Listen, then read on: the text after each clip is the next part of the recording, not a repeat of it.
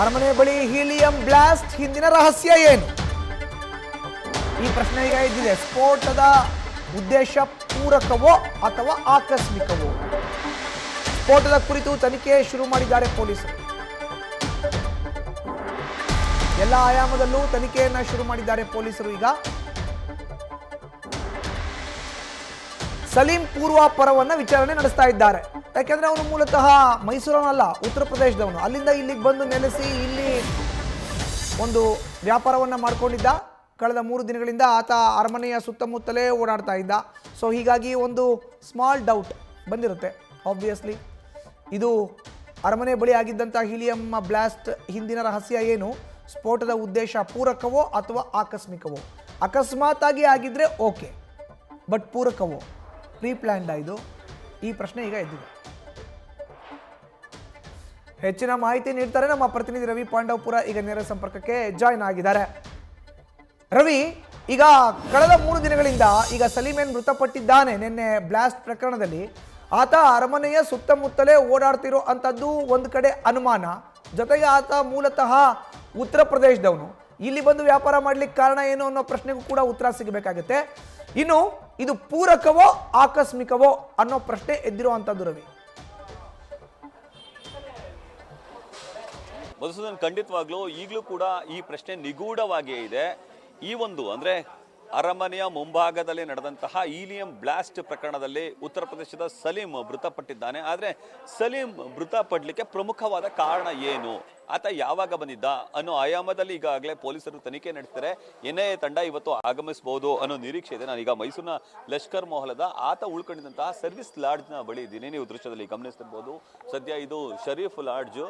ಇಲ್ಲಿ ಬೇರೆ ಬೇರೆ ರಾಜ್ಯದಿಂದ ಬರುವಂತಹ ಅಂದ್ರೆ ಉತ್ತರ ಪ್ರದೇಶ, ಬಿಹಾರ ಸೇರಿದಂತೆ ಬೇರೆ ಬೇರೆ ರಾಜ್ಯದಿಂದ ಬಂದಿರುವಂತಹ ಹಲವು ಮಂದಿ ಇದೇ ಲಾಡ್ಜ್ನಲ್ಲಿ ಉಳ್ಕೊಳ್ಳುವಂಥ ಕೆಲಸಕ್ಕೆ ಮುಂದಾಗ್ತಾರೆ. ಕಳೆದ 15 ದಿನಗಳಿಂದ ಸಲೀಂ ಇದೇ ಲಾಡ್ಜ್ನಲ್ಲಿ ಇದ್ದ. ಇಲ್ಲಿಂದ ಬೆಳಗ್ಗೆ ಎದ್ದು ಆತ ಅರಮನೆ ಮುಂಭಾಗ ಸೇರಿದಂತೆ ಬೇರೆ ಬೇರೆ ಭಾಗಕ್ಕೆ ಹೋಗ್ತಿದ್ದ ಅನ್ನೋ ಮಾಹಿತಿ ಲಭ್ಯ ಆಗ್ತಿದೆ. ಕೇವಲ ಆತನ ಜೊತೆ ಸಲೀಂ ಒಬ್ಬನೇ ಬಂದಿರಲಿಲ್ಲ, ಸಲೀಂ ಜೊತೆ ಬೇರೆಯವರು ಕೂಡ ಬಂದಿದ್ರು ಅನ್ನೋದಕ್ಕೆ ಪೂರಕವಾಗಿ ಸಾಕ್ಷಿನ ನೀವು ಗಮನಿಸ್ತಿರ್ಬೋದು. ಇಲ್ಲಿ ಈ ಹೀಲಿಯಂ ಬಲೂನ್ ಅನ್ನು ಕಟ್ಕೊಂಡು ಒಂದು ಬಲೂನನ್ನು ಮಾರುವಂತಹ ಸೈಕಲ್ಗಳನ್ನು ನೋಡ್ಬೋದು. ಇಲ್ಲಿ ಒಂದು ಸೈಕಲ್ ಇದೆ.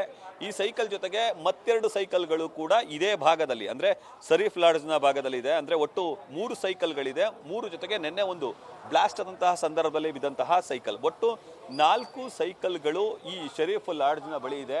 ಹಾಗಾಗಿ ಕೇವಲ ಸಲೀಂ ಮಾತ್ರ ಇಲ್ಲಿ ಬಂದಿರಲಿಲ್ಲ, ಸಲೀಂ ಜೊತೆಗೆ ಬೇರೆ ಬೇರೆಯವರು ಕೂಡ ಬಂದಿದ್ರಾ, ಬೇರೆ ಬೇರೆಯವರು ಕೂಡ ಇದ್ದಾರಾ ಅನ್ನೋದು ಈಗ ಮಾಹಿತಿಯಿಂದ ಹೊರಬರಬೇಕಾಗಿದೆ. ಸದ್ಯ ಶರೀಫ್ ಲಾಡ್ಜ್ನಲ್ಲಿ ಇರುವಂತಹ ದೃಶ್ಯಾವಳಿಗಳನ್ನು ನೀವು ಗಮನಿಸ್ತಿರೋ. ನೀವು ಈ ಸೈಕಲ್ನ ಮುಂಭಾಗದಲ್ಲಿ ನೋಡ್ತಿರ್ಬೋದು. ಸೈಕಲ್ನ ಮಾರಾಟದ ಬಳಿಕ ಆತ ಇಲ್ಲಿ ಸ್ಕ್ಯಾನಿಂಗ್ ಅನ್ನು ಕೂಡ ಹಾಕಿದ್ದಾನೆ. ಇಲ್ಲಿ ಶಾಲು ಸಿಂಗ್ ಅಂತ ಈ ಒಂದು ಸ್ಕ್ಯಾನರ್ ಇದೆ. ಇದ್ರ ಜೊತೆಗೆ ಆತ ಕುಡಿಯುವ ನೀರಾಗ್ಬೋದು ಅಥವಾ ಇನ್ನೊಂದಷ್ಟು ಪರಿಕರಗಳನ್ನ ಈ ಸೈಕಲ್ನಲ್ಲಿ ಇಟ್ಟುಕೊಳ್ಳುವಂಥ ಕೆಲಸಕ್ಕೆ ಮುಂದಾಗಿದ್ದಾನೆ. ಈ ಶರೀಫ್ ಲಾಡ್ಜ್ನಲ್ಲಿ ಸಾಕಷ್ಟು ಮಂದಿ ಉತ್ತರ ಪ್ರದೇಶದವರು ಹಾಗೆ ಬೇರೆ ಬೇರೆ ರಾಜ್ಯದವರು ಬಂದು ಉಳ್ಕೊಳ್ಳುವಂಥ ಕೆಲಸಕ್ಕೆ ಮುಂದಾಗ್ತಾರೆ.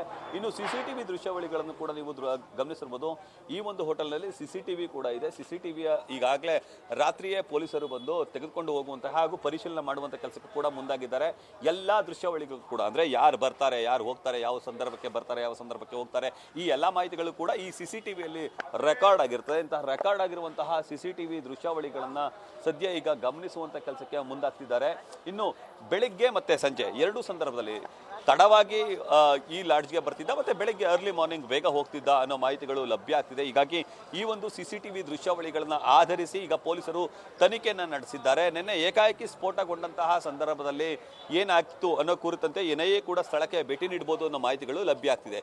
ಇನ್ನು ಸಲೀಂ ಮೈಸೂರಿನ ಅರಮನೆ, ಜಗನ್ಮೋಹನ ಅರಮನೆ, KR ವೃತ್ತ, ದೇವರಾಜ ಮಾರ್ಕೆಟ್, ದೇವರಾಜ ಜೊತೆಗೆ ಡಿ ದೇವರಾಜ ಅರಸು ರಸ್ತೆ ಸೇರಿದಂತೆ ಅರಮನೆಯ ಸುತ್ತಲೇ ಆತ 15 ದಿನಗಳಿಂದ ಓಡಾಟವನ್ನು ನಡೆಸಿದ. ಅದರಲ್ಲೂ ಪ್ರಮುಖವಾಗಿ ಆತ ಅರಮನೆಯ ಮುಂಭಾಗ ಮತ್ತು ಜಗನ್ಮೋಹನ ಅರಮನೆಯ ಮುಂಭಾಗ 2 ಸ್ಥಳಗಳೇ ಹೆಚ್ಚಾಗಿ ಕಾಣಿಸ್ಕೊಳ್ತಿದ್ದ. ದಸರಾ ವಸ್ತು ಪ್ರದರ್ಶನ ಆವರಣದ ಬಳಿ ಕೂಡ ಇದ್ದ.